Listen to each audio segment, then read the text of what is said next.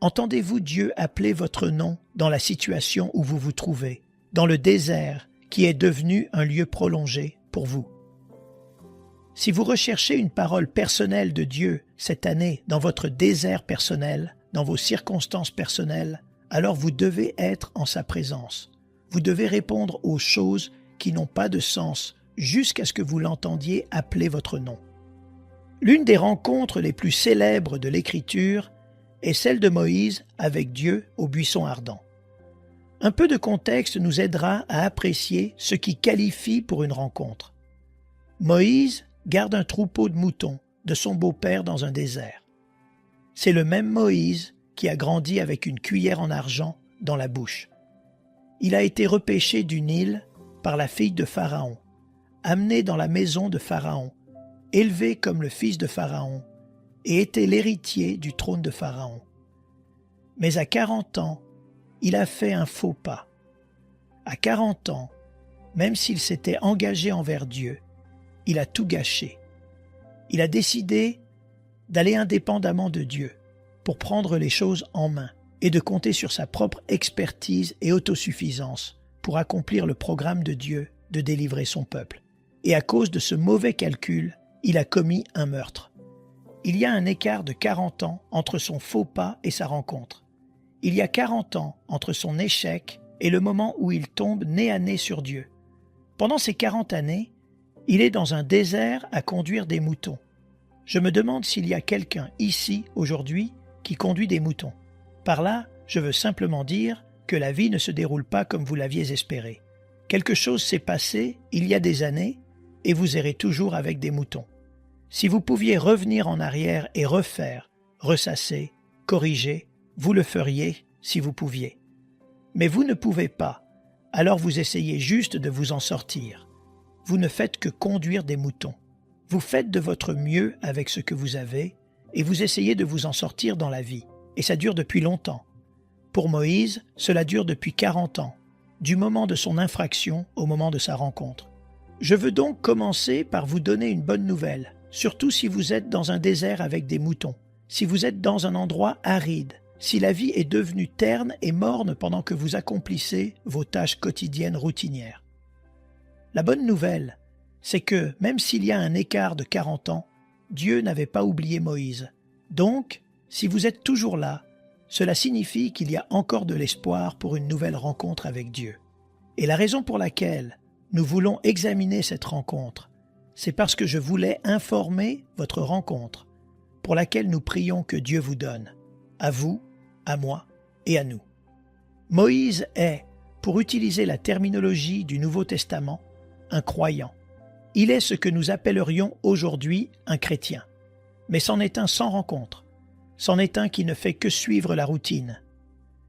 Mais maintenant qu'il entre dans les environs de la montagne de Dieu, l'emplacement de Dieu, il s'est positionné pour une rencontre. On nous dit que l'ange de l'Éternel lui apparaît. La suite nous dit que l'ange de l'Éternel est en fait Dieu, car il est dit et Dieu lui dit. Donc l'ange de l'Éternel est assimilé à Dieu. Ou pour le dire autrement, l'ange de l'Éternel, lorsqu'il est assimilé à Dieu, est Jésus-Christ opérant dans l'Ancien Testament. Il est la manifestation humaine de la deuxième personne de la Trinité, qui est le porte-parole du Père. L'ange de l'Éternel lui apparaît dans un feu ardent, au milieu d'un buisson. Moïse est dans le désert. Il a vu plein de buissons en feu, dans l'atmosphère sèche d'un désert.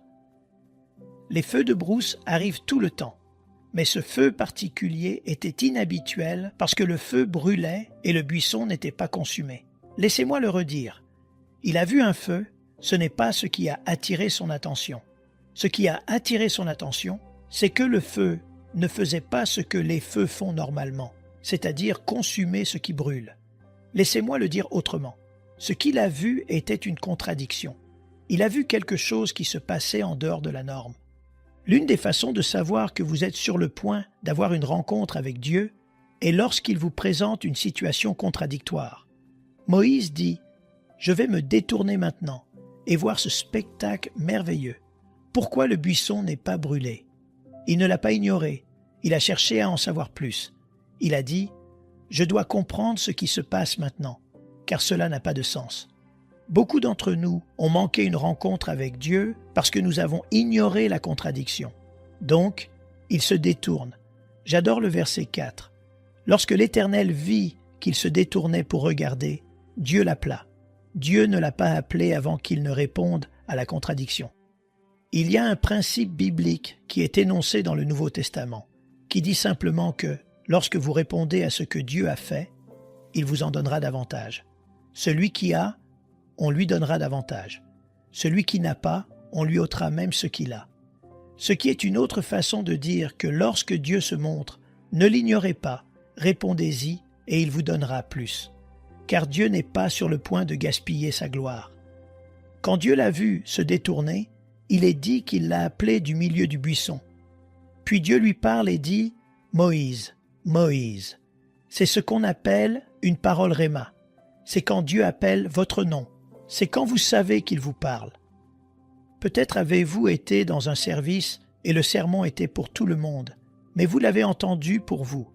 C'était comme si vous étiez la seule personne présente et vous saviez que Dieu vous parlait dans votre circonstance.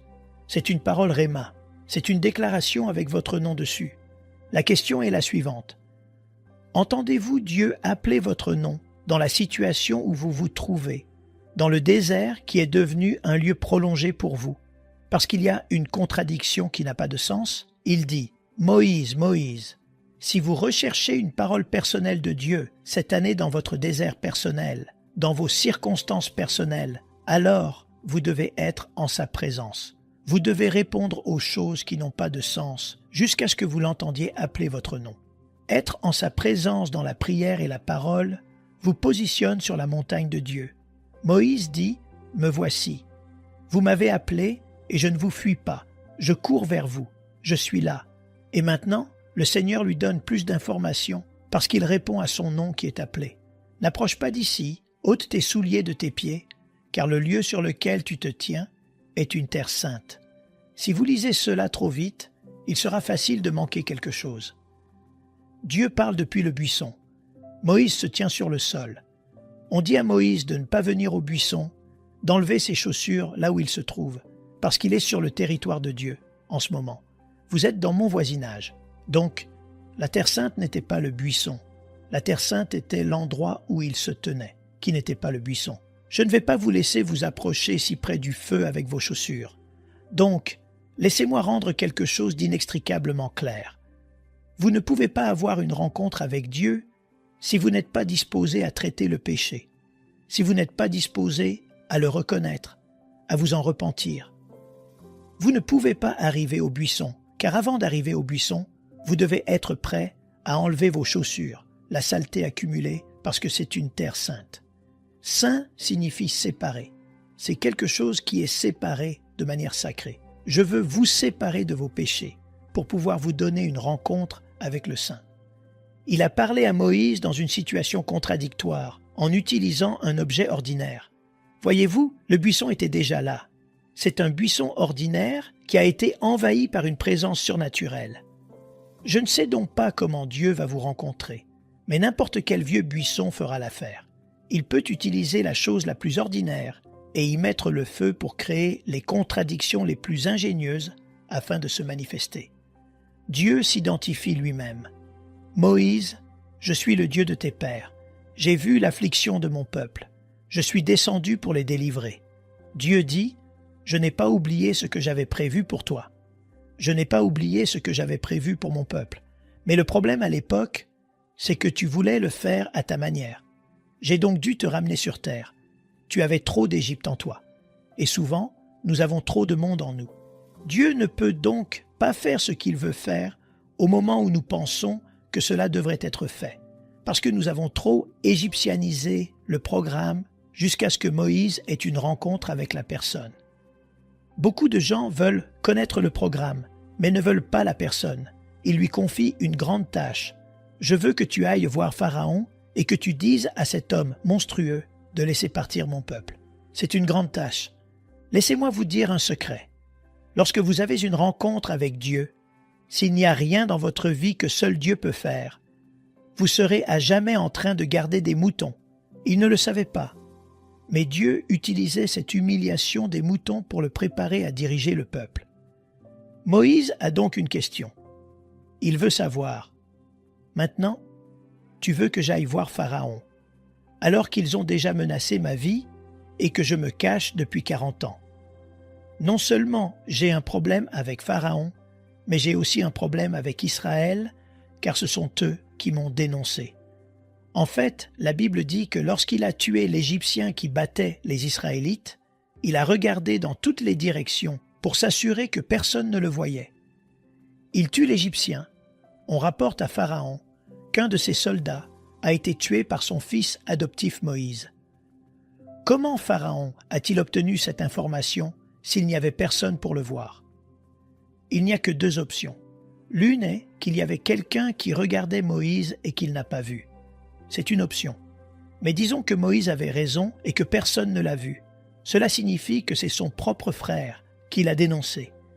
J'ai donc un problème même avec mes proches, car je vais y retourner et leur dire, en ayant l'air d'un imbécile, « Dieu m'a dit de vous dire que je suis censé vous faire sortir d'ici. Tu veux vraiment que j'aille leur dire ça? J'ai été absent pendant 40 ans, et tu veux que j'y retourne et que je leur dise « Ai-je bien compris, Dieu ?» Mais Moïse dit à Dieu, « Qui suis-je pour aller vers Pharaon? Je ne suis personne. » C'est un grand changement en 40 ans, car il était quelqu'un il y a 40 ans. Il était un homme qui devait faire sortir le peuple. Il dit, « Je serai avec toi, Moïse. » Moïse dit, « Voici, je vais aller vers les fils d'Israël, et je leur dirai, « Le Dieu de vos pères m'a envoyé vers vous. » Ils me diront peut-être, « Quel est son nom? Qui suis-je alors? » Tu leur diras, « Je suis m'a envoyé vers vous. » Quel genre de nom est-ce? Il dit, « Qui dois-je leur dire m'a envoyé? » Tu leur dis mon nom, et mon nom est « Je suis celui qui suis. » Non seulement je suis, mais je suis celui qui suis. Je me définis par moi-même. Il n'y a qu'une seule personne indépendante dans l'univers, et c'est Dieu, parce qu'il existe, et qu'il n'a besoin de rien d'extérieur à lui-même pour être lui-même, parce qu'il ne dépend de rien d'extérieur à lui-même. Vous êtes tous « Je suis ». Nous dépendons tous de lui. Pourquoi veut-il que Moïse connaisse ce nom? À cause de cette rencontre, il veut qu'il sache ce nom, parce que lorsqu'il rencontrera ce prochain problème qu'il s'apprête à rencontrer, nommé Pharaon, voyez-vous, une rencontre avec Dieu ne signifie pas que vous n'allez pas rencontrer de nouveaux problèmes. Il court vers un autre problème venant d'un vieil ennemi, et il a dit, « Quand tu rencontreras ce problème, Pharaon est le grand homme sur le campus. C'est ton patron, c'est ton homme numéro 1, c'est l'homme. Il va te menacer, il va te défier, il va te faire peur. Mais je veux que tu saches que je suis celui qui suis. » Et la raison pour laquelle tu dois le savoir, c'est que lorsque tu affronteras Pharaon, grand et méchant Pharaon, tu devras connaître quelqu'un qui est tellement autosuffisant qu'il peut être tout ce dont tu as besoin lorsque tu te heurtes à Pharaon. Je serai donc ta puissance, je serai ton libérateur, je serai ton soutien, je serai ta victoire, je suis celui qui suis. Donc, je n'aurai pas besoin d'aide pour être moi pour toi, ce qui nous ramène à un thème que nous avons abordé encore et encore, à savoir que vous n'avez qu'une seule source. Vous n'avez qu'une seule source. Je suis celui qui suis. Donc, vous n'êtes pas, mais lui est, parce que je suis celui qui suis. Je suis celui qui suffit. Mais je suis personnel, donc relationnel. Beaucoup de gens veulent sa provision, mais ne veulent pas sa personne. Ils veulent Elohim, sa puissance, mais pas Yahvé, son « je suis ».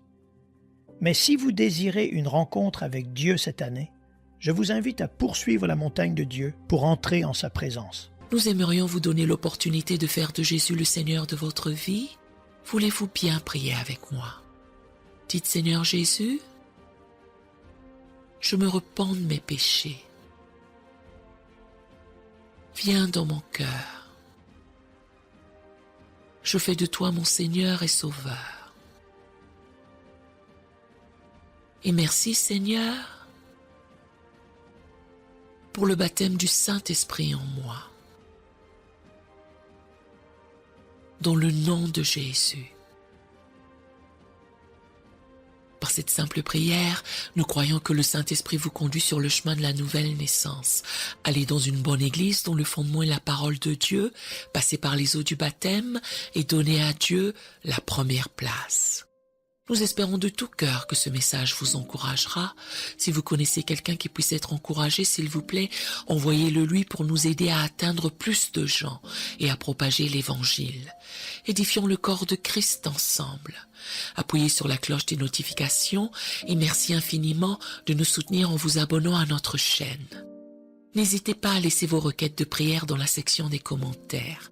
Sachez que même si vous ne voyez pas de réponse à votre requête, que ce soit sur YouTube, email, Facebook ou sur Messenger, nous avons prié pour vous. Nous invitons humblement le corps de Christ à soutenir chaque requête en écrivant une prière dans la section commentaires. Tenez-vous ferme dans la foi avec nous pendant que nous prions. Que la grâce et la paix du Seigneur Jésus-Christ soient avec vous tous et qu'il vous bénisse merveilleusement.